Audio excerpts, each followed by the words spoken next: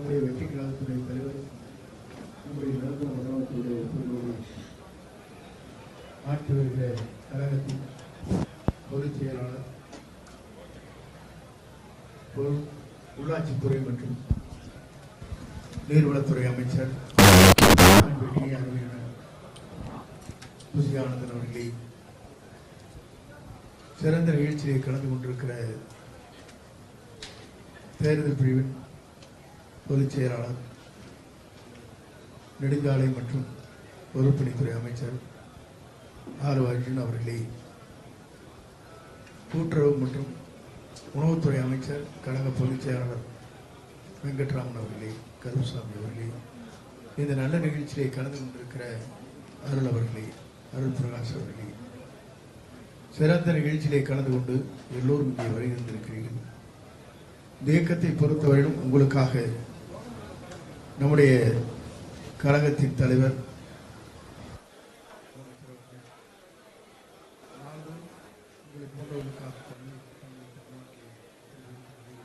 அது வரவேற்கின்ற வகையில் நீங்கள் அத்தனை பேரும் இங்கே வருகிறது.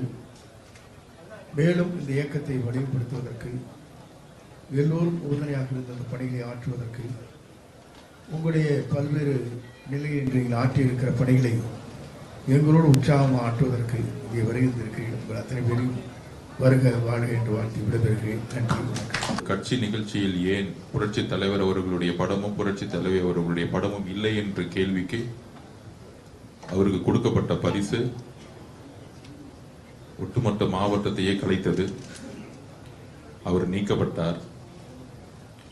50 வருடங்களாக புரட்சி தலைவரிடமும் புரட்சி தலைவரிடமும் வேலை செய்த ஒரு அனுபவசாலியை கட்சி தூக்கி எறியுதுன்னா அது அந்த தொண்டருடைய அண்ணன் செங்கோட்டையனுடைய தவறு கிடையாது, அந்த கட்சியுடைய தலைமையுடைய தவறு.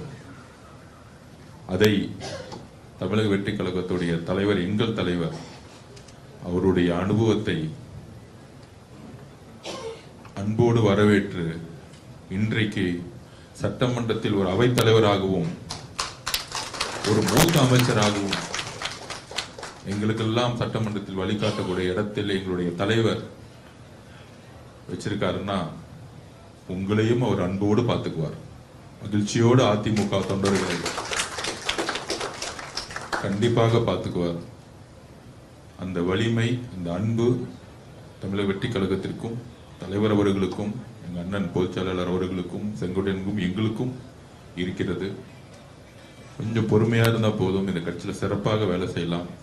நிறைய பேர் வந்து சொல்லிட்டு இருக்காங்க, நாங்களாம் சேர்ந்தோம், இன்னும் பதவிகள் கொடுக்கப்படலன்னு. முதலமைச்சரும் பொதுச் செயலாளர் அவர்களும் நாங்களும் எப்பொழுதும் மற்ற கட்சி மாதிரி நீங்க வந்தா இது கொடுக்குறோம், அது கொடுக்குறோம், இப்படி கொடுக்குறோம் அப்படிங்கிற ஒரு வியாபாரம் செய்யக்கூடிய கட்சி தமிழக வெற்றி கழகம் கிடையாது. என்றைக்கு தலைவர் உங்களுக்கு கூடிய சீக்கிரத்தில் பொறுப்பு கொடுக்க போறாரோ அந்த இடத்துல மக்களுக்காக, மக்கள் சேவையில் நீங்கள் சிறப்பா செய்யக்கூடிய ஒரு மரியாதையும் ஒரு பணியும் கூடிய விரைவில் யாரெல்லாம் இணைந்தார்களோ கண்டிப்பாக கொடுப்பார். அதனால உங்களை வரவேற்கிறோம். மிகப்பெரிய பணி இருக்கு நமக்கு. இன்னைக்கு இருக்க சூழல்ல அதிமுகவும் திமுகவும் ஒன்னு சேர்ந்துருச்சு, உங்களுக்கு தெரியும். அதனாலதான் அதிமுகவுடைய தொண்டர்கள் எல்லோரும் எடப்பாடியிலிருந்து நம்ம சகோதரிகளா வந்திருக்காங்க.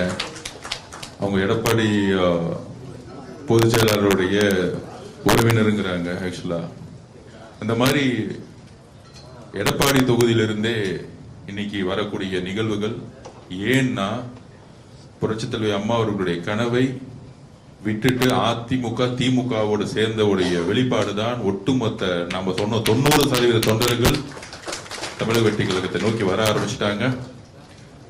அதிமுகவும் புரட்சி தலைவருடைய அதிமுகவும் தமிழக வெற்றி கழகமும் எப்பொழுதும் ஒன்றுதான், ஒரே குறிக்கோள் தான்.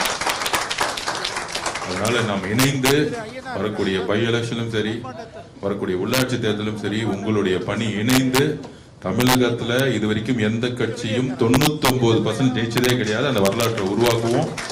அந்த 1% ஏன்னா நம்ம கடைசி நாள்ல அந்த வேலையை நம்ம செய்வோம். சோ அப்படி சொல்லி அண்ணா ஒத்துக்க மாட்டாரு, எப்பயுமே 100% ஜெயிக்கணும்னு சொல்லுவாரு.